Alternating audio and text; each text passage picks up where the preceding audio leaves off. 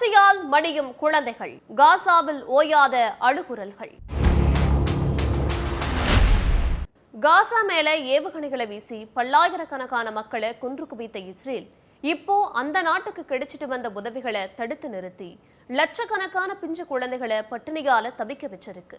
மனித தன்மையை இழந்து பசிய தவிர எதையுமே அறியாத 5 வயசுக்கும் கீழே உள்ள பிஞ்சு குழந்தைகளோட மரணத்துல குளிர்காய்கிறாரு இஸ்ரேல் பிரதமர் நெதன்யாகுன்னு கடும் விமர்சனங்கள் எழ ஆரம்பிச்சிருக்கு.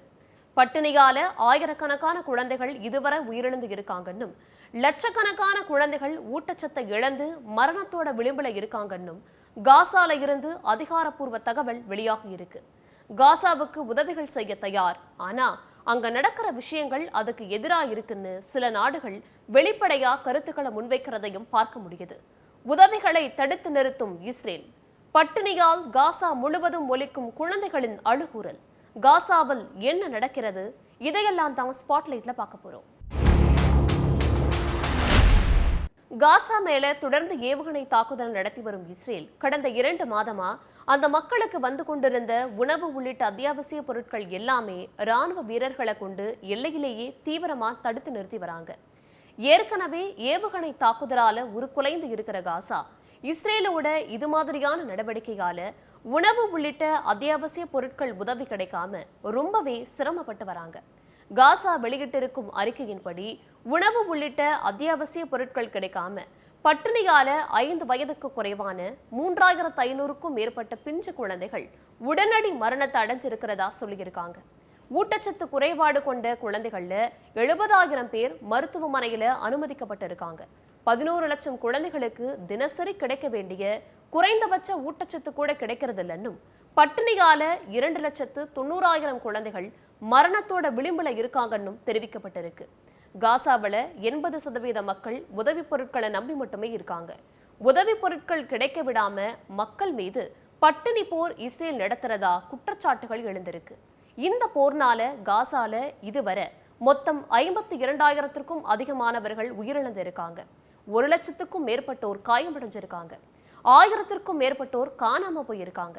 இந்த தகவலை காசா சுகாதாரத்துறை அதிகாரப்பூர்வமா தெரிவிச்சிருக்காங்க. காசா மக்களுக்கு உதவி பொருட்களை கிடைக்க விடாம இஸ்ரேல் தடுக்கிறதுக்கான காரணமும் வெளியாகி இருக்கு. ஹமாஸ் அமைப்பால காசாவில் 59 இஸ்ரேலியர்கள் கைதிகளா பிடித்து வைக்கப்பட்டு இருக்காங்கன்னும், அவங்கள 24 பேர் உயிரோடு இருக்கிறதாவும் நம்பப்படுது. இந்த 24 பேரை விடுவிக்க ஹமாஸ் அமைப்பு மேல அழுத்தம் தர விதமா அந்த நாட்டுக்கு கிடைக்க வேண்டிய உதவி பொருட்களை இஸ்ரேல் தடுத்து நிறுத்தி வரதா சொல்லப்படுது. ஆனா சர்வதேச சட்டப்படி காசாவுக்கு கிடைக்க வேண்டிய உதவிகளை இஸ்ரேல் தடுத்து நிறுத்தக்கூடாதுன்னும், அவங்களுக்கு தேவையான உணவு உள்ளிட்ட உதவிகளை வழங்கணும்னு சட்ட வல்லுநர்களும் மனித உரிமை ஆர்வலர்களும் தெரிவிக்கிறாங்க. இஸ்ரேலோட இது போன்ற நடவடிக்கை 4வது ஜெனீவா மாநாட்டை மீறும் செயல்னும் அவங்க தெரிவிக்கிறாங்க. காசாவில் இருக்கிற குழந்தைகள் இஸ்ரேலோட குண்டுகளால உயிரிழந்து வராங்க. இப்போ அதைவிட பெரிய கொடுமையா பால் கூட கிடைக்காம குழந்தைகள் உயிரிழக்கிறது வேதனடைய வச்சிருக்குன்னு சொல்லப்படுது. உணவு கிடைக்காம ஊட்டச்சத்து குறைபாடு ஏற்பட்டு பட்டினியால வாடும் காசா குழந்தைகளோட காட்சிகள் உறைய வைக்கிற விதமா இருக்கு. தங்களோட உயிரை காப்பாற்றுவதே போராட்டமா இருக்கும் காசால பட்டினி மிகப்பெரிய பிரச்சனையா விஸ்வரூபம் எடுத்திருக்கு. இந்த விஷயத்துல வேடிக்கை பார்க்காம உலக நாடுகள் உடனடியா தலையிட்டு தீர்வு காணணும்னு மனித உரிமை ஆர்வலர்கள் கோரிக்கை எழுப்பியிருக்காங்க. இந்த பிரச்சனையில நெதன்யாகுவோட செயல் வன்மையா கண்டிக்கத்தக்கதுன்னும், பிஞ்ச குழந்தைகளோட மரணத்துக்கு காரணமான கொடூர மனம் கொண்ட நெதன்யாகு சர்வதேச நீதிமன்றத்தால தண்டிக்கப்படணும் அப்படின்ற கோரிக்கைகள் வலுக்க தொடங்கி இருக்கு. போர் நிறுத்தம், அமைதி பேச்சுவார்த்தை இதெல்லாம் காலம் எடுக்கிற விஷயங்களா சொல்லப்பட்டாலும் காசாவுக்குள்ள உணவுப் பொருட்கள் போகணுங்கிறதும், பசியால வாடுற ஒரு குழந்தை உயிரிழந்தாலும் அதுக்கு இஸ்ரேல் தான் காரணங்கிற புள்ளியில இருந்து பசியால் வாடும் காசா குழந்தைகளை மனிதநேயத்தோடு அணுக வேண்டிய பொறுப்பு உலக நாடுகளுக்கு இருக்கணும்.